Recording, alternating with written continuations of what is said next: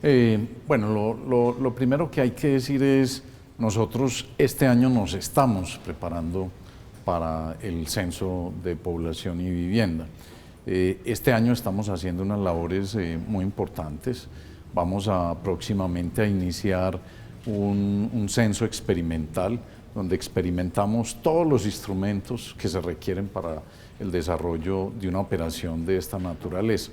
Entonces, en ese censo miramos los tiempos que nos demoramos como en las distintas posibilidades de formulario, hacemos prueba del entrenamiento, hacemos prueba de cómo debe hacerse la contratación del transporte, del personal, cómo trabajar las comunicaciones y la sensibilización, etc.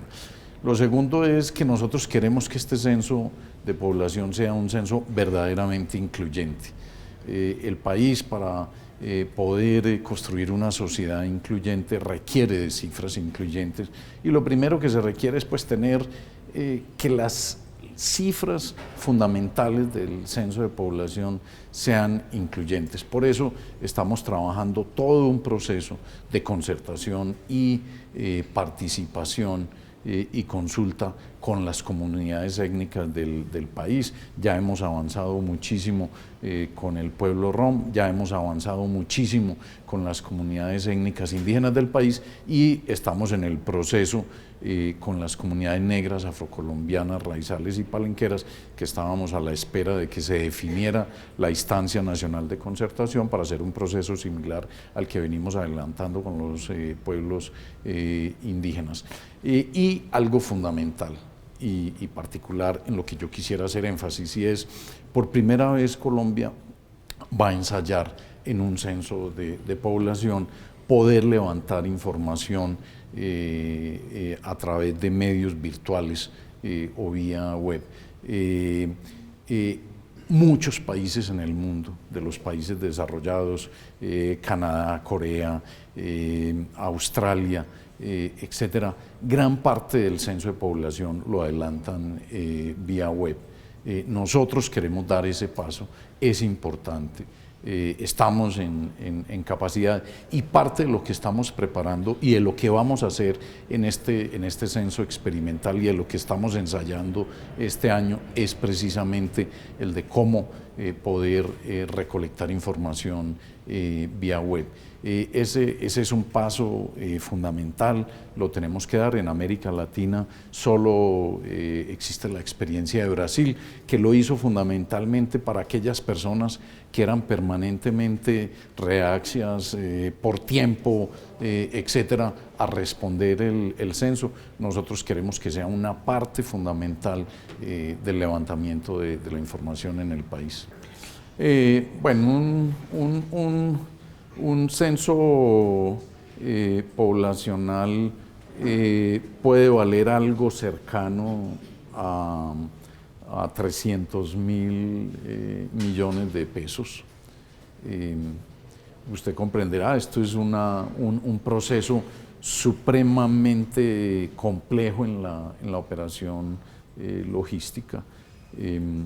Uno, para hacer un censo, tiene que partir, digamos, de dónde están las viviendas, dónde están las personas, de tal manera que toda la planeación operativa, de dónde tienen que estar los censistas, etcétera, se definen áreas operativas que incluyen, digamos, grupos de vivienda, grupos de manzanas, grupos de hogares y de personas, de tal manera que para cada área operativa yo tengo que enviar el número exacto de censistas, de dispositivos móviles, de las dotaciones que requieren los censistas, y esa logística tiene que ser muy precisa.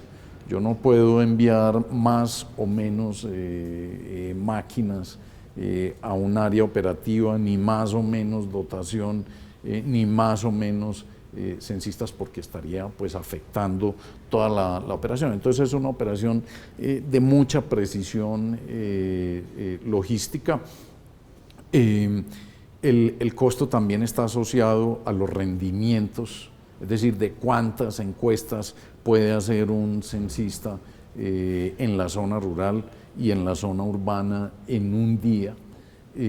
Por eso el censo experimental es tan importante, de poder mejorar nuestras mediciones. Nosotros hacemos muchas mediciones y hacemos muchas pruebas con el formulario. Con los formularios que tenemos hoy en día hemos hecho muchísimas pruebas al interior del DANE con hogares de personas del DANE de distintas zonas del país, con algunas pruebas pequeñas en municipios, etcétera.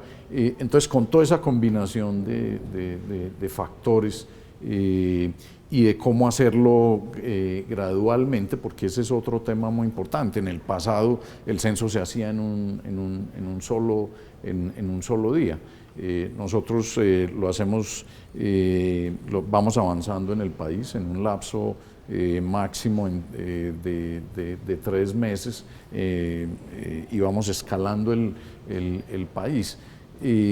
Y eso, pues, esa manera de hacerlo con esos rendimientos, pues también es lo que lleva a que podamos llegar a la cifra de los 300.000 millones de pesos.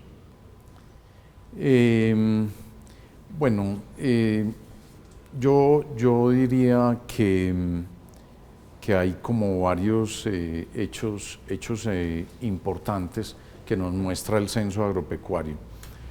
Primero, el dato que mencionaba, de que hay mucho más área en cultivos de la que el país venía pensando, planeando o que tenía en sus cifras.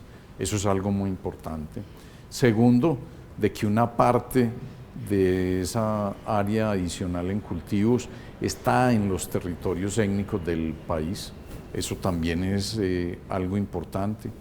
Lo tercero es que ha venido existiendo una reducción de la población que vive en la zona rural dispersa del país.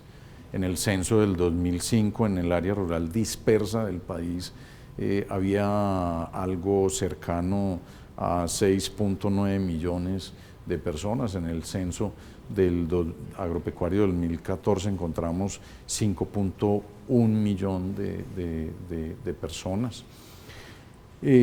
Otro tema importante que para mí es fundamental es la reducción de la pobreza multidimensional.